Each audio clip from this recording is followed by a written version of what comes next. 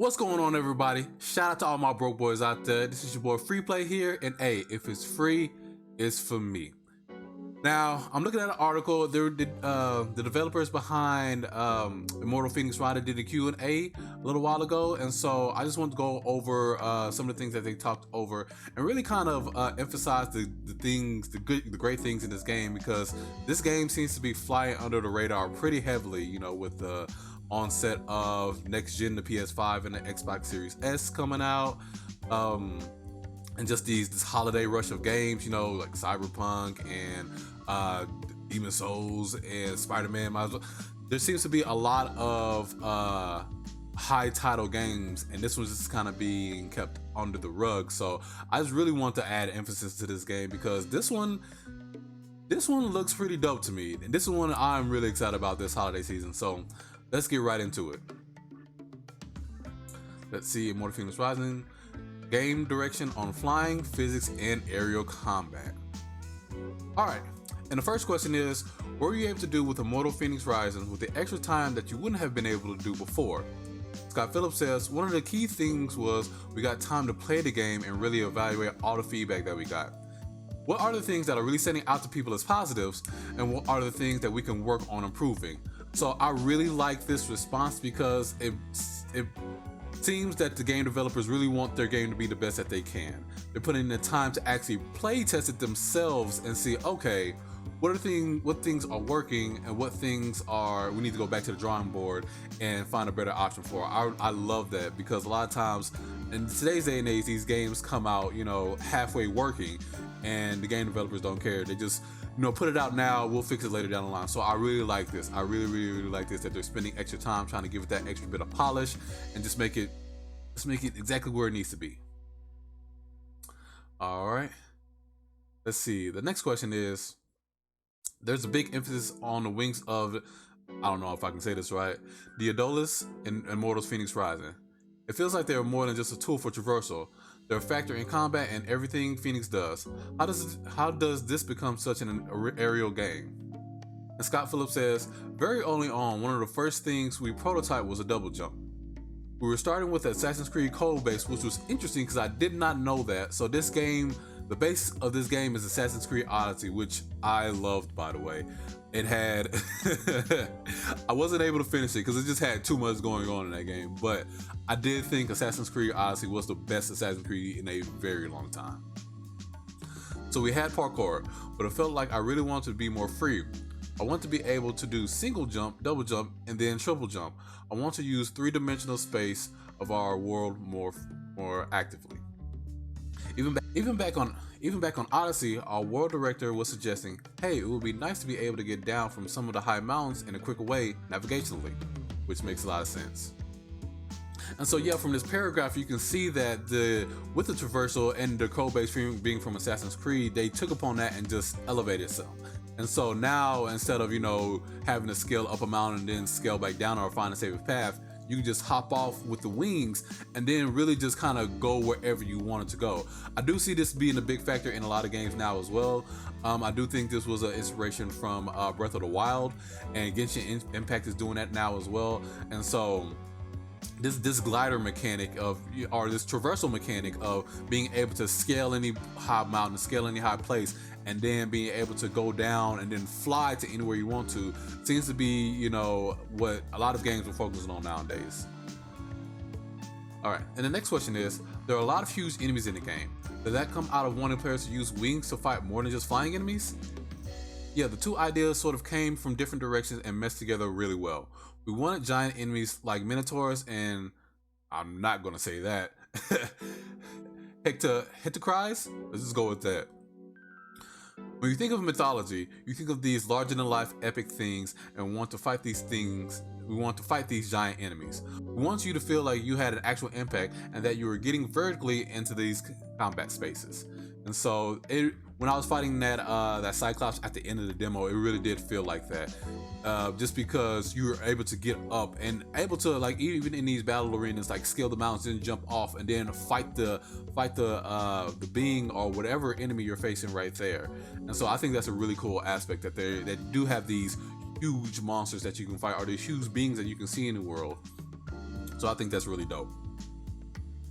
Immortals Fenyx Rising puts a big emphasis on manipulating environmental physics. How did that evolve? This is a simple idea of cutting down a tree, picking it up with the braces, or the braces of hieroglyphs, and then throwing it at an enemy.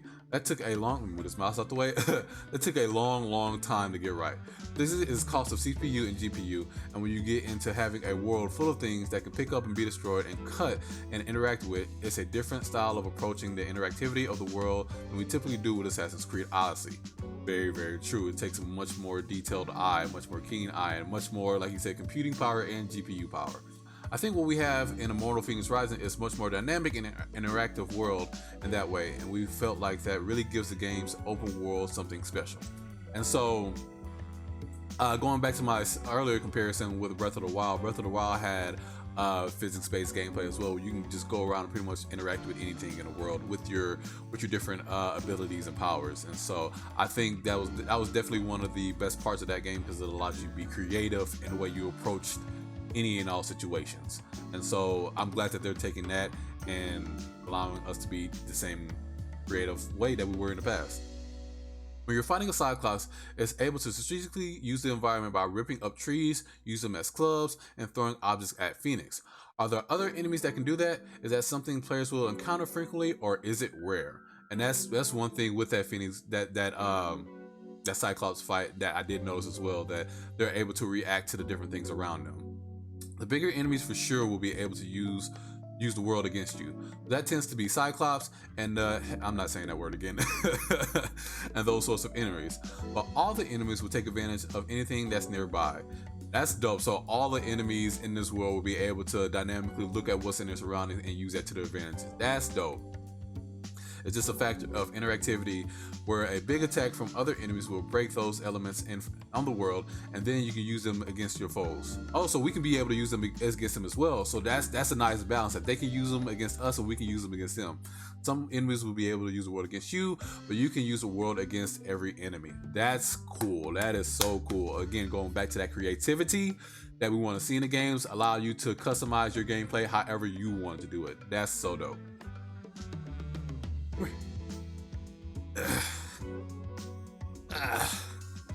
Everybody say hi to the puppy. Ruby Pearl. Hey girl. Hey girl. Say hi. Oh, no, right there.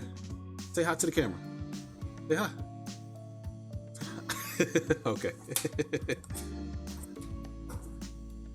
Just how open is the game structure? Can you make a run straight for the Typhoon's volcano once you've left the starting island if you want to? So this is a good question. So the Typhoon's volcano is essentially the last area in the game. And so, and going back to I hate to do all these comparisons, but going back to Breath of the Wild, what you can do from the very start of the game, once you leave the tutorial area, you can go straight to the final boss. And so this is something that is really interesting. And Scott says there was definitely a period of time in the game where we did allow you to go immediately fight Typhoon. And we found that it worked, but it didn't allow us to tell a story that we wanted to tell with the game. We want to sort of build up to get to Typhoon, where you climb Zeus's mountain in order to fight with Typhoon and have a real payoff there. And that makes a lot of sense. We felt that if you could just go there, it would change the way you imagine the game and change the way you were able to build on the narrative and build a progressive story that had a true payoff in a later part of the game that was meaningful. And that makes sense. I wouldn't have done this anyway, because I mean, I'm not gonna pay $60 for a game just to go to the end and immediately beat the boss. I want to experience the story and the environment that they want me to tell, or that they want to tell. And so that makes perfect sense. I mean, it would have been cool for an option, I guess, you know, for speed running and things like that. But it's all good nonetheless. Next question. The Gold Isle is divided into different regions ruled by different gods, each with their own biomes and themes. Aside from visual differences, what does each region offer in this theme's gameplay? I would say that there are specializations, but it's not something that we were super strongly defined as this is the only region that you can do X in. Thank you. I don't want to go there. Oh, this is the snow area. Oh, this is the fire area. Oh, this is the wind area. I want them to feel distinct and unique, but I also want that sense of familiarity to be there as well. Aphrodite's region is much more plains areas, while Ares' region has a bit more verticality to it. Same with Hephaestus. I'm gonna murder these names. I apologize in advance. Who also has some deep caverns.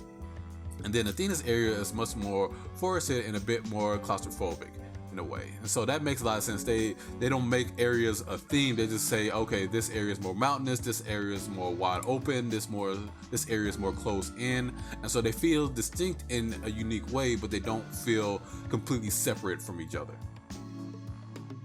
All right, and last question. One of the funniest parts of the preview is a quest that has you rolling a pearl to recreate the conditions of Aphrodite's birth, as Zeus takes over the narration to tell a more sanitized version of the myth, to Prometheus' dismay. Was this version created from a whole cloth of the game, or is it from a different telling of the myth? Then Scott laughs and says, I'm not sure there's a version of the myth where Zeus is totally unaware of how this happened or where it happened, but a lot of what we do as a game is taking the base of the mythology, understanding it really well, and then sort of putting our twist on it and modernizing it, and to tell it in our tone and in our style of game. So you'll always find strong elements of Greek mythology, but there's a little bit of a twist. Move this mouse again. Mythology was never a single story that was told for thousands of years. It was always changing and always iterated. And so my comments on that is that's kind of cool, I guess. I do like through my gameplay that you see, I love the sense of humor that they have with this game. I love the sense of storytelling that they have with this game. I love that they're taking the time and care to put their own twist on this mythology. And because we've seen it in God of War, we've seen it some in the in movies and things like that.